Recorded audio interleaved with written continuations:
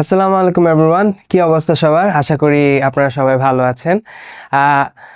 আমি আলহামদুলিল্লাহ ভালো আছি। আজকে হচ্ছে যে আমরা মেইনলি ইস্ট ওয়েস্ট ইউনিভার্সিটির যে অ্যাডমিশন রোড ম্যাপটা আছে, এই রোড ম্যাপটা নিয়ে মেইনলি আজকে আমাদের ডিসকাশনটা হবে। অলরাইট, সো এটা মেইনলি কারণটা হচ্ছে যে আপনারা যখন ইস্ট ওয়েস্ট ইউনিভার্সিটিতে চান্স পাবেন আপনাদের এক্সামটা দেওয়ার পরে, তারপর অ্যাকচুয়ালি আপনাদের অ্যাডমিশন রোড ম্যাপটা কী হবে, জার্নিটা কী হবে, কই থেকে কই যাবেন, দেন এখান থেকে আপনাদের কিভাবে কি অ্যাপ্লাই হবে, এটাই হলো মেইনলি আমাদের প্রসেসটা আর কি আমরা জানবো। অলরাইট, সো আমরা যদি একটু প্রথম থেকে একটু দেখি, আমাদের প্রথমত অবভিয়াসলি আমাদের প্রিপারেশন ওয়াইজ আমাদের কি হবে, অ্যাডমিশন টেস্ট হবে, রাইট? দেন অ্যাডমিশন টেস্ট হবে অ্যান্ড কথা হলো যে অনেকেই তো অনেক ডিপার্টমেন্ট থেকে এক্সাম দিবেন, কেউ বিবিএতে দিবেন, অলরাইট, কেউ সিএসসিতে দিবেন, ইঞ্জিনিয়ারিং সেক্টর যেগুলা, কেউ আবার লতে দিবেন, কেউ ইংলিশে দিবেন, কেউ ফার্মেসিতে দিবেন, অনেক ডিপার্টমেন্ট আছে। সো আমরা যেই ডিপার্টমেন্ট থেকে এক্সাম দেই, আমাদের এক একটা ডিপার্টমেন্টের জন্য কিছু আলাদা আলাদা কিছু স্টেপ আছে বা প্রসেস আছে। অলরাইট, সো অ্যাডমিশন টেস্টে যদি আমরা একটু দেখি, অ্যাডমিশন টেস্টে যখন আমরা দিব, দেওয়ার পরেই মেইনলি অবভিয়াসলি যেটা হয় বিবিএ আর ফার্মেসি আর হলো ল, এই তিনটা ডিপার্টমেন্ট বাদে আপনি যেই ডিপার্টমেন্টে এক্সাম দেন না কেন, আপনি যদি অ্যাডমিশন টেস্ট দেওয়ার পরে যখন আপনি কোয়ালিফাই হয়ে যাবেন, আপনার ডিরেক্ট অ্যাডমিশন হয়ে যাবে। লাইক আপনার আর কোনো ভাইবা দিতে হবে না, আর কোনো কিছু করতে হবে না, জাস্ট আপনার এক্সামে চান্স হয়ে যাবে, আপনি মেলে বা আপনার এসএমএসে, ঠিক আছে, অথবা আপনি ওয়েবসাইটে যখন চেক করবেন যে আপনি চান্স পেয়ে গেছেন, দ্যাটস ইট। আর কোনো কিছু নাই, আর কোনো স্টেপস নাই, আপনি ডিরেক্টলি কি ইউনিভার্সিটিতে গিয়ে অ্যাডমিশন নিয়ে নিতে পারবেন। এটা কিসের জন্য? বিবিএ, ল, ফার্মেসি এই ডিপার্টমেন্টগুলো বাদে যেগুলো আছে ওগুলার জন্য। অলরাইট, তো এখন আসি, যখন আমরা বিবিএ, ফার্মেসি, ল, এখানে লটা দেওয়া নেই বাট ল আছে, এবার আগে ল ছিল না, এখন ল আছে।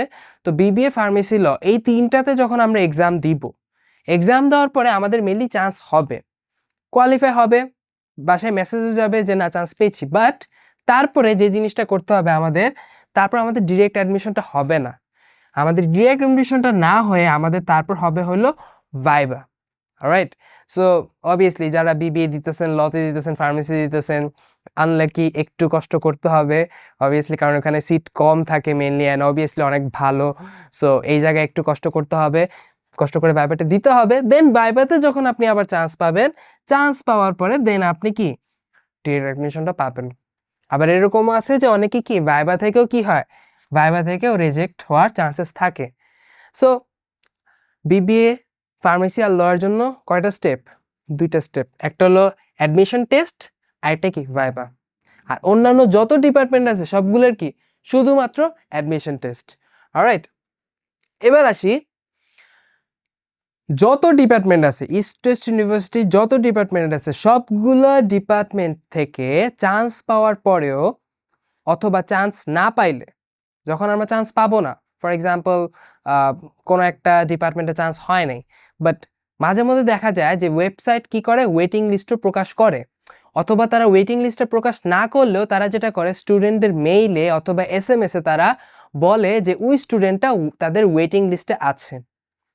তো যখন ওয়েটিং লিস্টে ডাকবে, তখন যেটা হয় মেইনলি, ধরেন আপনি যে কোনো একটা ডিপার্টমেন্ট এক্সাম দিয়েছেন, ইটস নট লাইক যে আপনার বিবিএ, ফার্মেসি অথবা এলএলবি, যে কোনো ডিপার্টমেন্ট, ধরেন সিএসসি ডিপার্টমেন্টে আপনার আসে নাই, আপনার চান্স হয় নাই, বাট আপনি ওয়েটিংয়ে আছেন, এটা আপনি জানতে পারছেন।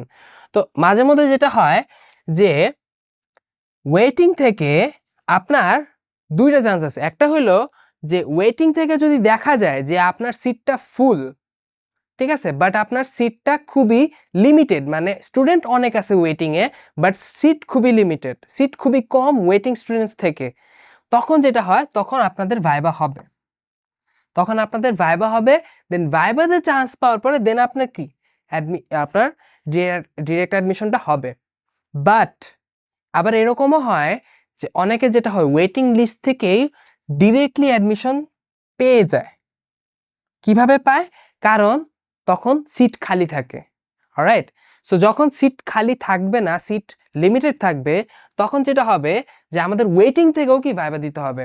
এটা হলো যত ডিপার্টমেন্ট আছে সবগুলো ডিপার্টমেন্টের জন্য, ফার্মেসি, ল, তারপর হচ্ছে যে বিবিএ, তিনটা ডিপার্টমেন্টেরই জন্য মেইনলি যে ওয়েটিং থেকে আমরা যদি ডাকে তখন কি মেইনলি আমাদের ডিরেক্টলি অ্যাডমিশন হয়ে যাবে যদি সিট খালি থাকে।